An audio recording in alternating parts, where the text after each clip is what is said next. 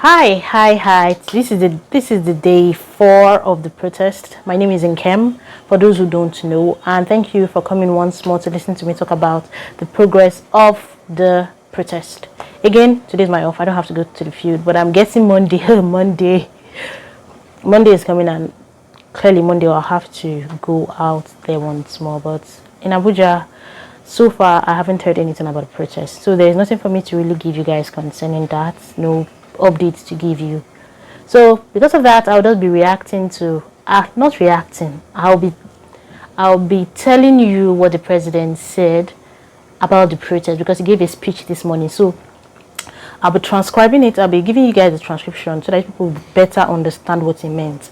Because of some terms, they might be too big for a regular Nigerian. People that don't understand the tenets and all the parts, the bits and pieces of leadership, how complicated it is to lead a country, a complicated country like Nigeria. So that's one on one hand. Then on the second hand, I'm going to be sharing a video, an interview of a protester yesterday at the stadium. This video was given to me by a relative, and this protester spoke before the crowd was dispersed. So those are the two things I'll be talking about.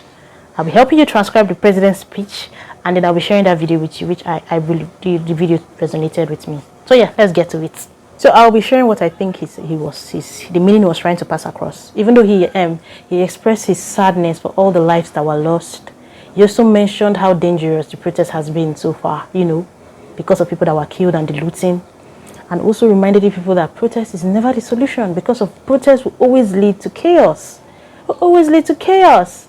And another thing is advising you guys to be patient, because of all this work they are doing in the background, that the ignorant civilians, the ignorant citizens will not be able to understand that he needs more time, because of the complexities of leading a country like Nigeria is just so difficult.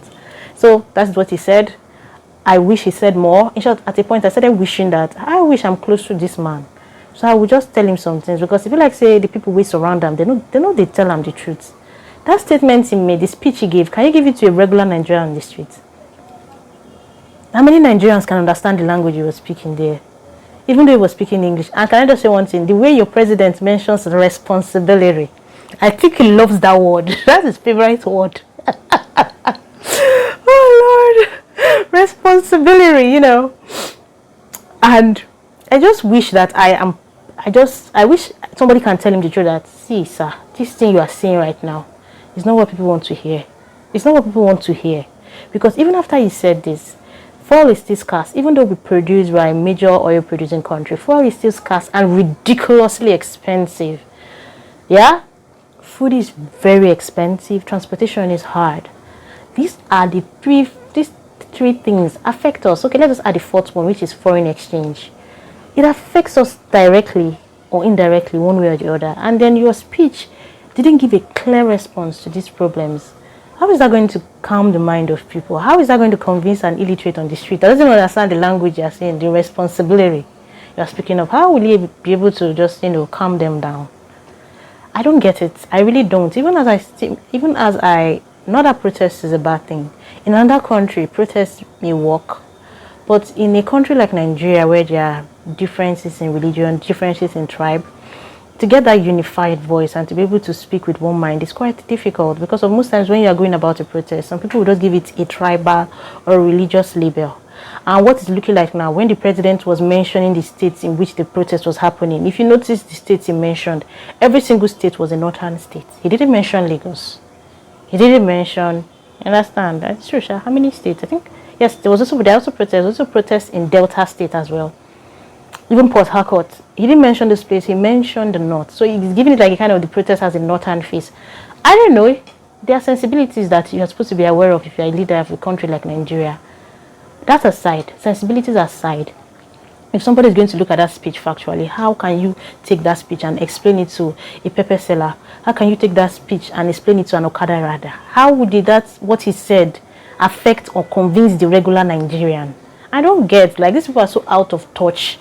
But all in all, through that speech, I'm assuring you, Nigeria, through the president's voice, not me, that it's just small, you see, it'll be very rich. Nigeria will do a 180 turnaround. and then everybody will be so rich. That money that they are sharing, it will touch you too. So this second part, guys, this is all I have to say though. So this second video that I'm about to share with you is from a protester. I think it made a lot of sense, so I want to share it with you. So thank you so much for watching up to this point. Enjoy. Imagine all these police equipment, but in Zamfara, but in Katsina, but along Abuja and Kaduna, but in Southeast, but in Benue, but in Nasarawa, but in parts of Niger State. Why is it that they have restricted all the equipment that can actually legitimately fight these bandits to the capital, only protecting themselves, only protecting members of the establishment, only protecting officers and the extensions of the government? This is unfair. This is a civil coup, because it is the people who are the sovereigns of the country. The constitution is clear that the country belongs to the people, and the governments are only agents of the people, and they have to serve the people. And any government that fails to serve the people automatically loses its legitimacy. So people are calling on its government, who are more or less its employees, to say, come down to our level, give us our dividends, give us our due. We see the way they misallocate our resources. The National Assembly's budget has successfully passed by like 50%. That's more than the Ministry of Health. That's more than the Ministry of Work. That's more than literally about 30%, 50% of all the ministries combined. So we're basically just existing to feed them, to feed members of the establishment. We vote for them, we feed them, we clothe them, they give them hardship allowances, we give them entertainment allowances. All of them have convoys, all of them have representatives. The average Nigerian professor, the average Nigerian teacher, the average Nigerian civil servant and worker does not earn even half of the money that a useless special advisor to a senator or a House of Reps member earns. They don't earn anything. It is unfair. But they have given their life to Nigeria. They continue to give their life to Nigeria. And we have to say that both the FCC minister, the president, and the IGP has to call it. They have to call their men to order. 2 days ago and even yesterday, protesters were tear gassed on their way to the stadium, even in the stadium and across the city. It doesn't make any sense. It's a fundamental breach of our human rights, and we demand this with so much resolution and firmness. We cannot keep quiet and allow Nigeria to kill us. Thank you.